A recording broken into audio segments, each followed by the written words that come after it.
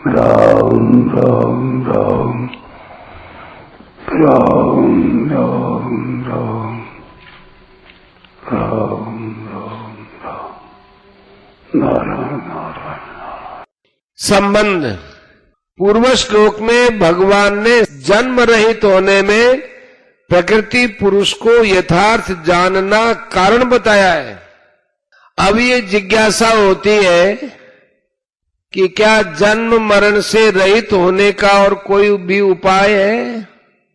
इस पर आगे के 2 श्लोकों में 4 साधन बताते हैं। ध्यानेनात्मनि पश्यन्ति केचिदात्मानमात्मना अन्ये सांख्येन योगेन कर्मयोगेन चापरे। कई मनुष्य ध्यान योग के द्वारा, कई मनुष्य सांख्य योग के द्वारा और कई कर्मयोग के द्वारा अपने आप से, अपने आप में परमात्म तत्व का अनुभव करते हैं। व्याख्या। ध्यानेनात्मनि पश्यन्ति केचिद आत्मानमात्मना। 5वें अध्याय के 27वें 28वें श्लोक में 6ठे अध्याय के 10वें से 28वें श्लोक तक और 8वें अध्याय के 8वें से 14वें श्लोक तक जो सगुण साकार निर्गुण निराकार आदि के ध्यान का वर्णन हुआ है, उस ध्यान में जिसकी जैसी रुचि, श्रद्धा, विश्वास और योग्यता है, उसके अनुसार ध्यान करके कई साधक अपने आप से अपने में परमात्म तत्व का अनुभव करते हैं। जो संबंध विच्छेद प्रकृति और पुरुष को अलग अलग जानने से होता है, वह संबंध विच्छेद ध्यान से भी होता है। ध्यान न तो चित्त की मूढ़ वृत्ति में होता है और न क्षिप्त वृत्ति में ही होता है। ध्यान विक्षिप्त वृत्ति में आरंभ होता है। चित्त जब स्वरूप में एकाग्र हो जाता है तब समाधि हो जाती है। एकाग्र होने पर चित्त निरुद्ध हो जाता है। इस तरह जिस अवस्था में चित्त निरुद्ध हो जाता है, उस अवस्था में चित्त संसार, शरीर, वृत्ति, चिंतन आदि से भी उपरत हो जाता है। उस समय ध्यान योगी अपने आप से, अपने आप में अपना अनुभव करके संतुष्ट हो जाता है। 6ठे अध्याय का 19वां और 20वां श्लोक। अन्य सांख्येन योगेन। दूसरे अध्याय के 11वें से 30वें श्लोक तक, चौथे अध्याय के 35वें से 39वें श्लोक तक, 5वें अध्याय के 8वें, 9वें तथा 13वें से 26वें श्लोक तक और 12वें अध्याय के 4, 5वें आदि श्लोकों में कहे हुए सांख्य योग के द्वारा कई साधक अपने आप से अपने में परमात्म तत्व का अनुभव करते हैं। सांख्य योग नाम है विवेक का।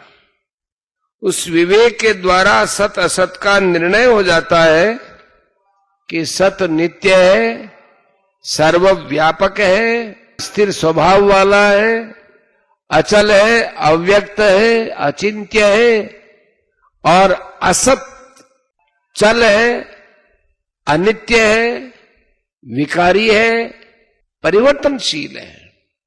ऐसे विवेक विचार से सांख्य योगी प्रकृति और उसके कार्य से बिल्कुल अलग हो जाता है और अपने आप से अपने आप में परमात्म तत्व का अनुभव कर लेता है।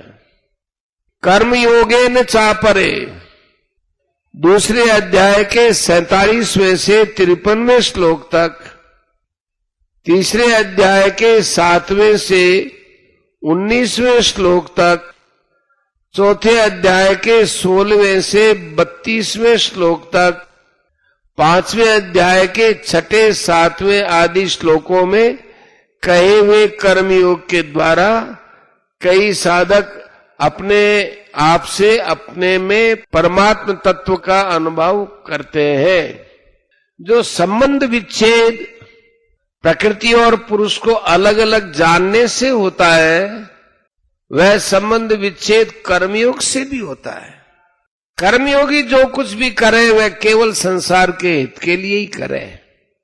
यज्ञ, दान, तप, तीर्थ, व्रत आदि जो कुछ भी करे वह सब मात्र प्राणियों के कल्याण के लिए ही करे, अपने लिए नहीं। ऐसा करने से स्वयं का उन क्रियाओं से, पदार्थ, शरीर आदि से संबंध विच्छेद हो जाता है और अपने आप से अपने में परमात्म तत्व का अनुभव हो जाता है। मनुष्य ने स्वाभाविक ही अपने में देह को स्वीकार किया है, माना है। इस मान्यता को दूर करने के लिए अपने में परमात्मा को देखना, अर्थात देह की जगह अपने में परमात्मा को मानना बहुत आवश्यक है। अपने में परमात्मा को देखना कर्ण निरपेक्ष होता है। कर्ण सापेक्ष ज्ञान प्रकृति के संबंध से होता है। इसलिए साधक किसी कर्ण के द्वारा परमात्मा में स्थित नहीं होता, प्रत्युत स्वयं ही स्थित होता है। स्वयं की परमात्मा में स्थिति किसी कर्ण के द्वारा हो ही नहीं सकती। परिशिष्ट भाव, जैसे पूर्व श्लोक में विवेक के महत्व को मुक्ति का उपाय बताया है, ऐसे ही यहां ध्यान योग आदि अन्य उपाय बताते हैं।